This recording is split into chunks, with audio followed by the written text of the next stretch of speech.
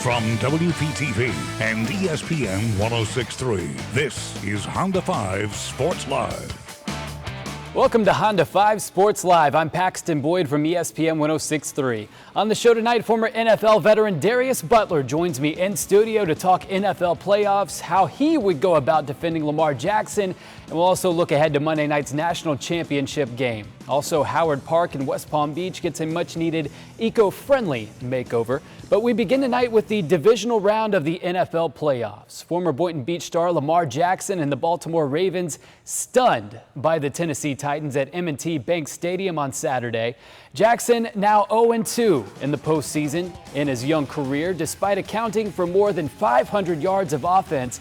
The Titans just too much for the Ravens in last night's divisional round matchup, taking down Baltimore 28-12. And despite the fact that the regular season success has yet to translate to the postseason, Jackson, as always, remains unbothered by his critics. I don't really care about what they say. You know, this is my second year in the league. Many people don't be able to make it to the playoffs. I got a great team with me. We ain't really worried about what the people saying. We just gonna keep going. Like I said, get ready for next year. September 8th, 2019, week one of the 2019 season, Lamar Jackson returned to his native South Florida and put the entire league on notice. 5 touchdown passes and a perfect passer rating in a 59-10 win over the Miami Dolphins. You see, Jackson had a plan. His first game of the season was in Miami. His last game of the season was supposed to be in Miami. Jackson will win the MVP award, but the trophy that he really wanted, the Lombardi Trophy, that's not going to happen. At least not yet. But that doesn't diminish anything that Jackson or the Ravens accomplished in 2019. Now, Jackson deserves the MVP award. There's no denying that. After all, he was the best player in all of football this season. Saturday, he was not. Now, Jackson is 0-2 in postseason games, and despite accounting for more than 500 yards in last night's loss to the Titans, he really didn't play all that well in either outing. The good news, he's only 23 years old, and there's a lot of time to correct that. And if Jackson's letdown performance in the wild card round against the Chargers last season fueled his 2019 MVP campaign, which I believe it did, then I can't wait to see what he has planned for an encore in 2020. And then there were two. With Jackson and the Ravens out of the NFL playoffs, only 2 local products keep their Super Bowl hopes alive after the divisional round. They just so happened to be teammates at Florida Atlantic University. Linebacker Azeez Al-Shire of the 49ers and former Owls kicker Greg Joseph of the Tennessee Titans could go head-to-head on Super Bowl Sunday. We'll find out soon. The divisional round of the NFL playoffs is in the books, and who better to talk about it than 9-year NFL veteran Darius Butler. You've seen him on ESPN's Get Up. You've seen him on Bleacher Report, all over the place. You even have your new web show, Everything DB. We'll talk about that in just one second. But I want to start by talking about one team that did not make it to the divisional round of the playoffs, the New England Patriots. It's a team you know well, a team that drafted you. They fall to the Tennessee Titans last week. And Darius, I got to ask you, are we seeing the beginning of the end of the New England Patriots dynasty? Not so fast. Not so fast. I mean, Bill Belichick is still there, and he's still the greatest coach of all time. And I think he'll find a way to be competitive. Obviously, if they lose a guy like Tom Brady, it's going to look completely different. You get away with a lot of things with a great guy like that in the center. But with him gone, if that possibility does come true, I think they're still competitive. It's just about finding that next guy to step up in that role. We're about the same age. I'm sure just as you did. I grew up watching Michael Jordan, and those Washington Wizards years were just weird for me. It didn't look right, didn't seem like, didn't feel right. And that's the problem I have with Tom Brady. I just can't picture him in any other uniform. So can you envision the GOAT in any other uniform than a New England Patriots jersey? I honestly don't want to. I don't want to see him in any jersey. It was just like Favre in Minnesota, Montana and Kansas City. I want to see the greats just go out, with their team.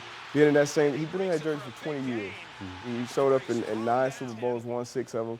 I don't want to see him in another jersey, to be honest. Boynton Beach product Lamar Jackson has taken the NFL by storm in his sophomore season. Unstoppable on the ground, through the air, rewriting the record books every week. You as a DB, you were a DB in the league for a long time, did it at a high level. How do you go about defending a player as dynamic at the quarterback position as Lamar Jackson? It's tough. It's really tough, as you've seen this year. But it's about discipline as a defense, and it's not just one guy. It's all 11 have to be on the same page every snap. Because the snap that you're out of position, he can take it for 50 or 60, and he can kill you with his legs. And he can do the same with you with his arms. So it's a really, really tough task. But you want to put him in obvious passing situations, 3rd and longs. Don't let that team stay ahead of the sticks, because if they do, then they're unstoppable, as you've seen this season. If you find yourself in the open field one-on-one against Lamar Jackson, oh, man. What do you do then? Because if you pursue him too hard, he's going to make you look silly.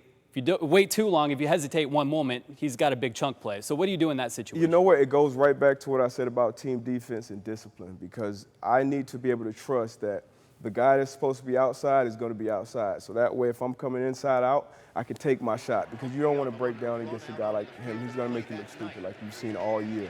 So I want to be able to take my shot, whether it's outside in or inside out, and trust my guy to be there on the other side. Can't do it alone, right? You cannot. It's a team game. All right, so tomorrow night, Monday night, national championship game. You got the LSU Tigers, the Clemson Tigers. Ooh. Who you got? Who you like? What are you looking for in that matchup? I'm going with the underdogs. I'm going with Clemson. LSU has been amazing. They had Joe Burrow had a great outing against the Oklahoma Sooners. But the Clemson, this defense, they've been there before. Dabo's been there before. Trevor Lawrence hasn't lost a game. They're saying he's probably the greatest quarterback prospect ever. So even with the way Joe Burrow and that LSU team has been playing, I'm going the underdogs. They've been there before, and I feel like they have more experience at this level. Like we said, you've been doing a little bit of everything these days, and now you got your new web show, Everything DB. Tell us a little bit about that and what everyone can see on that YouTube show. So the show is really just about talking about everything that goes into playing the defensive back position. And like you said, I played for 9 years.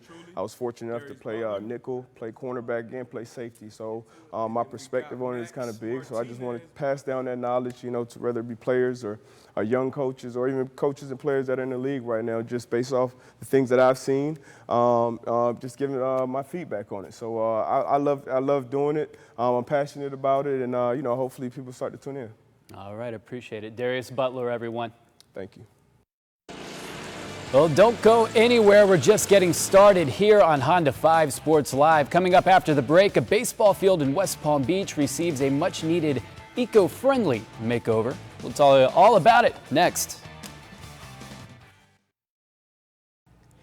Welcome back to Honda 5 Sports Live, everyone. I'm Paxton Boyd from ESPN 106.3. Today in West Palm Beach, the baseball field at Howard Park receiving a much-needed makeover.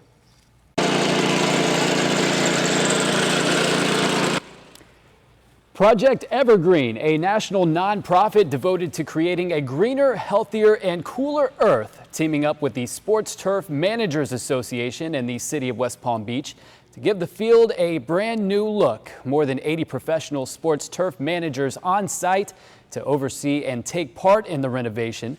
Cindy Code, the executive director of Project Evergreen, says the new project will help to keep Howard Park a vibrant and eco-friendly part of the community for generations to come. So the renovation here at Howard Park will benefit the community, not just today, but for the future. The work that they're doing is environmentally sustainable. It's going to contribute to the health and safety of the kids that play on it. It's going to improve the turf in the infield, so it's better for the environment. It can better, hold the water and reduce runoff.